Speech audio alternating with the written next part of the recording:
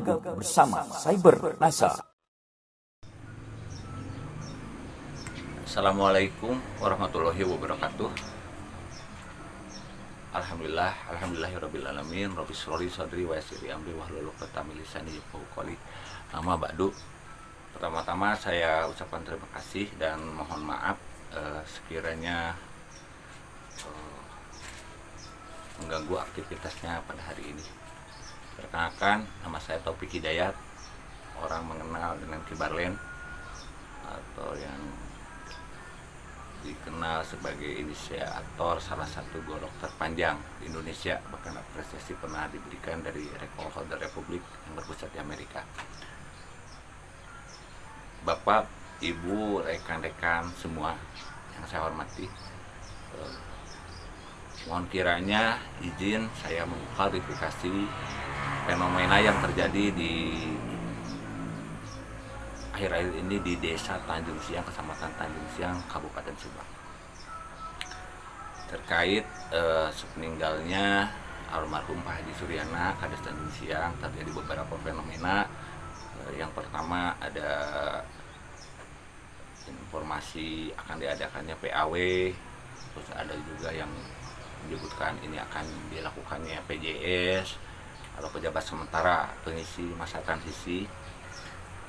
Untuk itu mohon izin kiranya untuk semua pihak saya sedikit mengklarifikasi. Kenapa? Karena saya kebetulan asli orang Tanjung Siang, orang Ciberem, Desa Tanjung Siang, Kecamatan Tanjung Siang, Kabupaten Subang. Yang kedua, saya sebagai ASN dan karyawan Kecamatan Tanjung Siang yang nama saya disatut, bahkan sempat diusulkan oleh lembaga desa, ribuan masyarakat juga secara mendukung tertulis. Alhamdulillah, turun semua pihak yang sudah mendukung. Tapi untuk keputusannya mungkin nanti kita menunggu kebijakan dari para pemangku kebijakan terkait. Secara prosedur silahkan ditempuh, semua hal bisa terjadi. Namun izin kiranya saya sedikit mengklarifikasi tentang kejadian yang aslinya di Desa Tanjung Siang ini untuk sekarang ini. Yang pertama, yang menjadi kendala utama di Desa Tanjung Siang hari ini, menurut saya, yang saya amati, terus juga saya terjun langsung ke lingkungan, karena bukan kali ini saja saya sering berkegiatan dengan masyarakat. Mungkin sudah belasan atau puluhan tahun yang lalu lah saya sudah ikut sedikit berkecimpung di Desa Tanjung Siang ini. Saudara-saudara yang saya hormati, menjadi permasalahan pokok di Desa Tanjung Siang hari ini atau terakhir-akhir ini yaitu adanya kondisi di mana kepercayaan publik terhadap aparatur pemerintahan rendah. Itu mungkin diakibatkan karena segala aspek, beberapa aspek yang menjadi kendala khususnya di Desa Tanjung Siang. Yang pertama, kurangnya figur kepemimpinan yang bisa mengakomodir semua elemen, semua potensi yang ada di desa itu sendiri. Jadi tiap ada kebijakan yang datangnya dari pemerintahan desa, mau bantuan, mau aspirasi, mau kegiatan-kegiatan, kurang mendapatkan support dari peran serta masyarakat dalam hal ini untuk menopang terrealisasinya pembangunan yang lebih signifikan tentunya. Terus yang masalah kedua,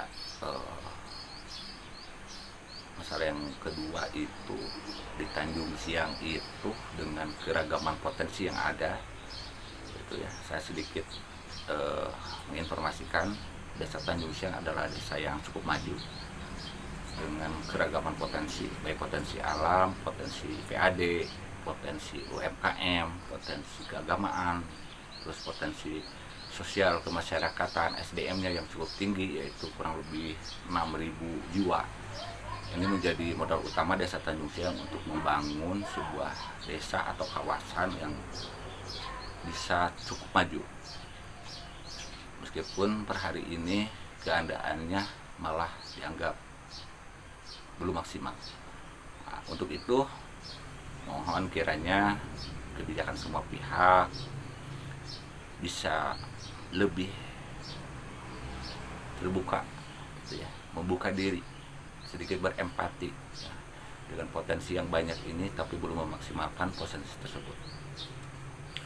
Yang pertama, untuk potensi desa, semua pihak juga tahu di Tanjung Siang gitu ya, selain kita mendapatkan bantuan dari APBN, APBD, ADD, DD, serta BKUD yang cukup tinggi untuk 11 desa, Tanjung Siang juga mempunyai PAD yang cukup lumayan, yang sementara hari ini belum dimanfaatkan secara maksimal.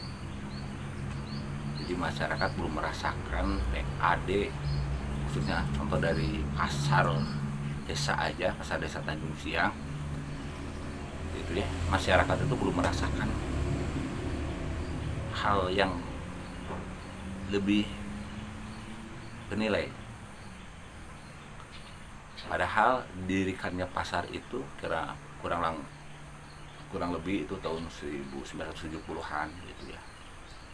Berarti kalau dihitung sampai sekarang hampir 50 tahun lebih lah itu berdirinya pasar Tanjung Siang.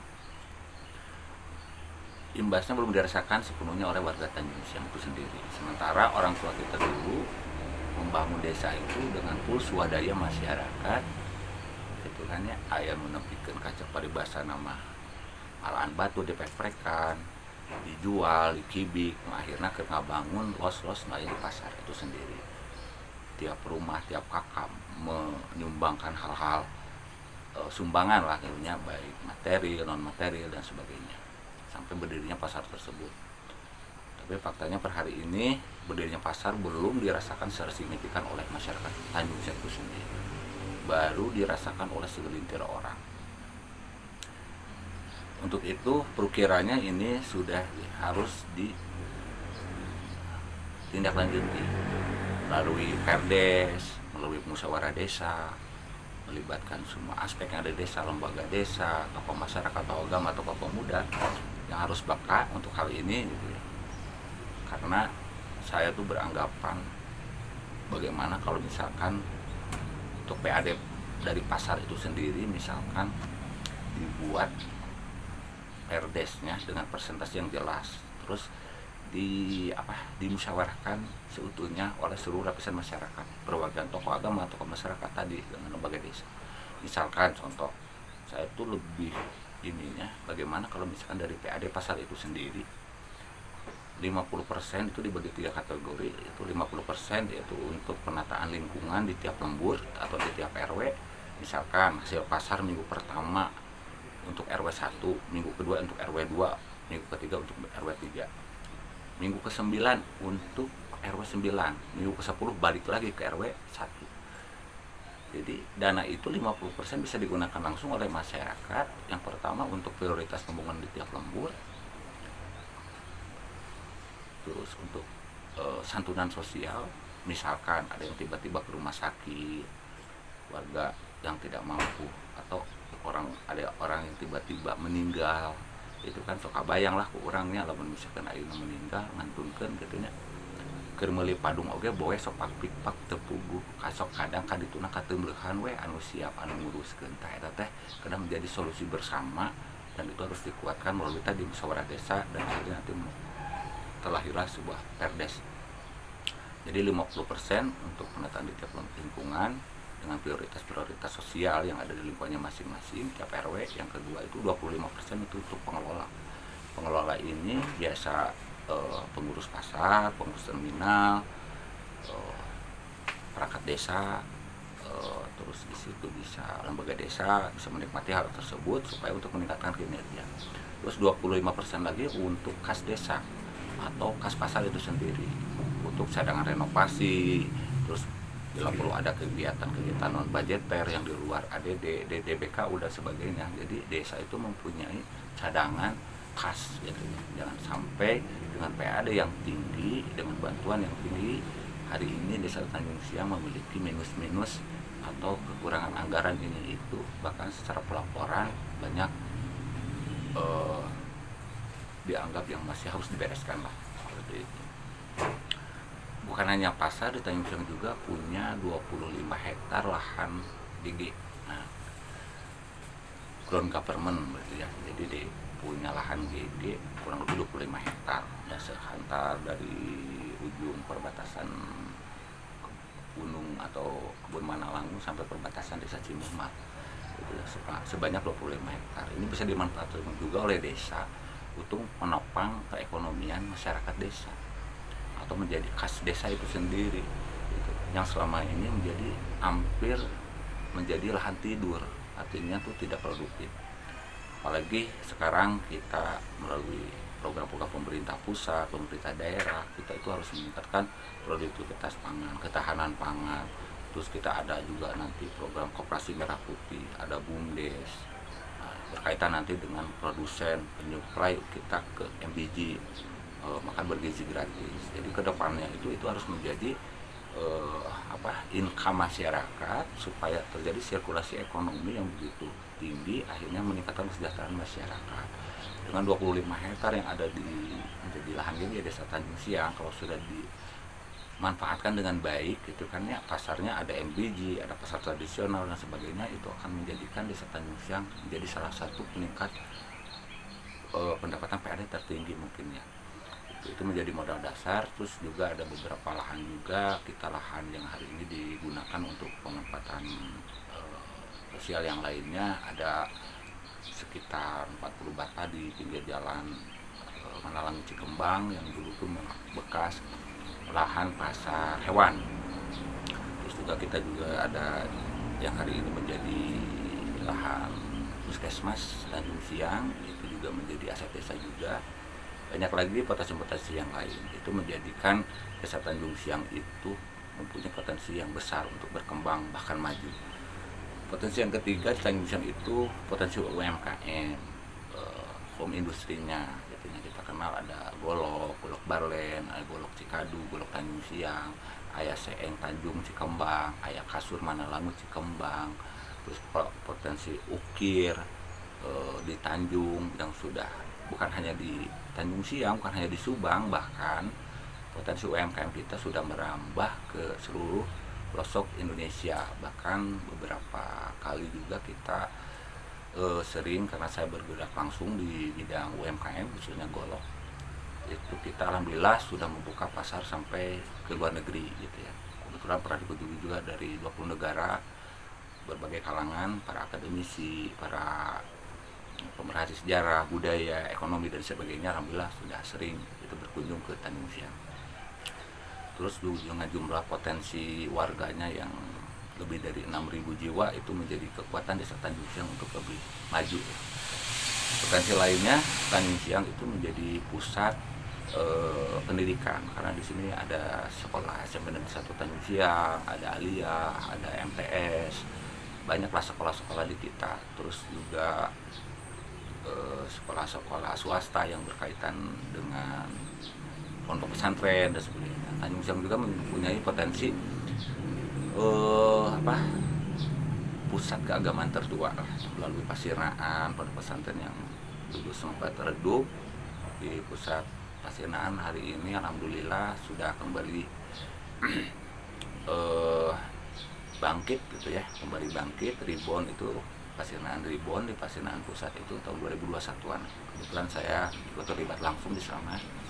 Dan hari ini kalau kegiatan-kegiatan keagamaan di Pasirnaan, kalau haul Mama Pasirnaan itu lebih dari 2.000 mustamil hadir, bukan hanya dari Tanjung Siang, dari Subang, Sumedang, Bandung, Purwakarta, Karawang juga pada hadir pada saat awal Mama Pasirnaan. Itu pun menjadikan salah satu potensi di Desa Tanjung Siang itu kaya akan segala potensi, baik itu sumber daya alamnya atau sumber daya manusianya. Untuk itu alangkah baiknya ke depannya siapapun itu nanti yang ditunjuk jadi PJ atau hasil PAW, atau misalkan nanti terpilih secara definitif, secara pribadi saya berupaya dan memohon mudah-mudahan siapapun itu yang ditunjuk, yang dipercaya menjadikan ini menjadi modal dasar untuk memajukan segala bidang di Desa Tanjung Siang itu sendiri. Jangan sampai potensi yang besar ini salah orang gitu ya, atau salah garap atau salah sistem, akhirnya kaboboro untung orang Tanjung Siang kalah buntung. Ulah nepi ka kitu, ulah diraba-raba Tanjung Siang rek dikitukeun rek dikikeun. Kalau lebih utama mah kanu leuwih apal ya, terus kanu leuwih jelas rekam jejakna gitu nya. Ulah dugikeun ka cek pada bahasana potensi nu sakieu besarna, potensi emas lah seperti itu. Tapi salah orang, salah sistem, mantukna hasilnya bahkan sebaliknya. Untuk itu sekali lagi saya mohon maaf hanya menanggapi beberapa fenomena yang terjadi di Desa Tanjung Siang akhir-akhir ini gitu. Mudah-mudahan khususnya Desa Tanjung Siang, Kecamatan Tanjung Siang, Kabupaten Subang, Jabar Istimewa terwujud gitu ya. Dan masyarakat Tanjung Siang berperan aktif dalam pemajuan Desa Tanjung Siang itu sendiri di segala bidang gitu ya. Dan mudah-mudahan apa yang kita cita-citakan bersama mudah-mudahan terrealisasi dan ada izin Allah Subhanahu wa taala. Sakitu anu kapihatur hapunten sakali deui hatur nuhun ka sadayana, mudah-mudahan berkah kanggo sadayana. Amin ya Allah ya rabbal alamin. Wassalamualaikum warahmatullahi wabarakatuh. Terima kasih telah bergabung bersama cybernasa.com www.cybernasa.com